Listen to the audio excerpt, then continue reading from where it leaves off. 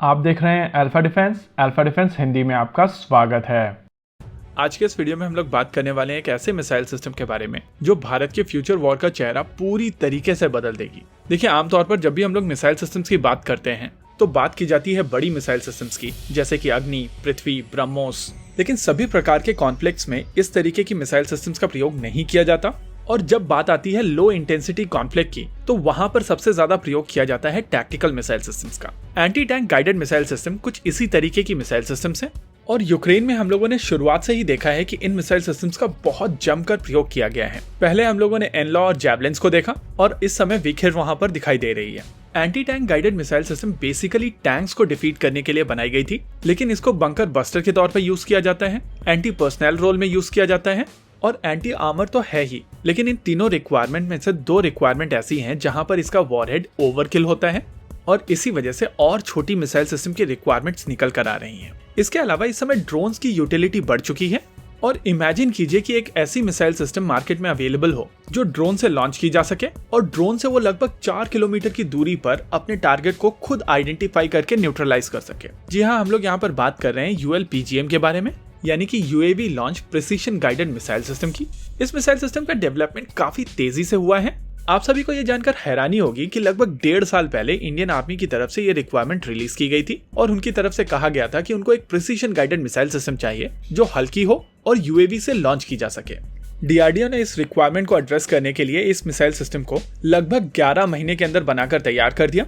इस दौरान इस मिसाइल सिस्टम की डिजाइन, डेवलपमेंट और टेस्टिंग तीनों कंप्लीट कर ली गई थी। इतना ही नहीं, यहाँ पर टेक्नोलॉजी भी BDL और अडानी दोनों को ट्रांसफर कर दी गई थी। वैसे शुरुआती टेस्टिंग के लिए इनिशियल लॉट BDL ने बनाई थी और अब इसका प्रोडक्शन अडानी द्वारा किया जाएगा। यहाँ पर अडानी को टेक्नोलॉजी ट्रांसफर BDL और DRDO दोनों की तरफ से किया गया है। जहाँ मैन्युफैक्चरिंग टेक्नोलॉजी ट्रांसफर BDL ने किया है, वहीं पर टेक्नोलॉजिकल नो हाउ DRDO की तरफ से ट्रांसफर की गई है और अब इसका मास प्रोडक्शन अडानी की तरफ से किया जाएगा।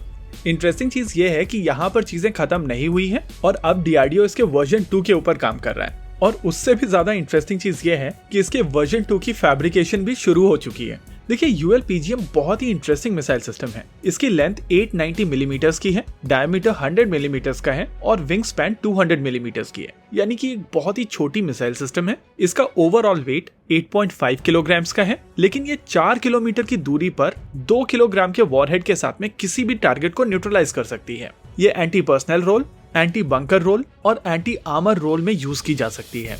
यानी कि इमेजिन कीजिए कि आपको 4-5 बंकर्स दिखाई पड़े, आपने 4-5 ड्रोन्स छोड़े जो इन मिसाइल सिस्टम को कैरी करते हुए वहां तक जाएंगे और इन बंकर्स को नष्ट करके आ जाएंगे। यहाँ पर आपको ड्रोन्स को भी डिस्पोज करने की जरूरत नहीं पड़ेगी, क्योंकि आपको यहाँ पर लगभग 4 किलोमीटर की स्टैंड ऑफ रेंज मिल रही है।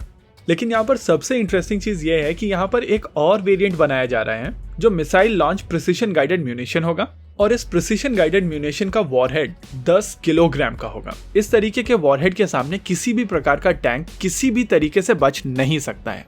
एक कॉन्सेप्ट बताया जा रहा है कि इस मिसाइल सिस्टम में कई तरीके के वॉरहेड होंगे, जिसमें से एक वॉरहेड मल्टीपल सब म्यूनिशन लॉन्च करने में सक्षम होगा। अगर इस चीज को मैं ओवर सिंप्लीफाई कर दूं तो इमेजिन कीजिए कि रामानंद सागर की रामायण में लक्ष्मण जी एक तीर चलाते हैं और उस तीर में से बहुत सारे तीर निकलते हैं और ये तीर राक्षस सेना के बहुत सारे राक्षसों को मार देती है। और एग्जैक्टली इसी तरीके की कैपेबिलिटी के साथ में ये मिसाइल सिस्टम आने वाली है, यानी कि मल्टीपल सब म्यूनिशन लॉन्च करके मल्टीपल टारगेट्स को एक साथ एक मिसाइल सिस्टम से मारा जा सकता है, जो नेचुरली भारत की फ्यूचर वॉर्स को काफी ज्यादा इंटरेस्टिंग बना देगी।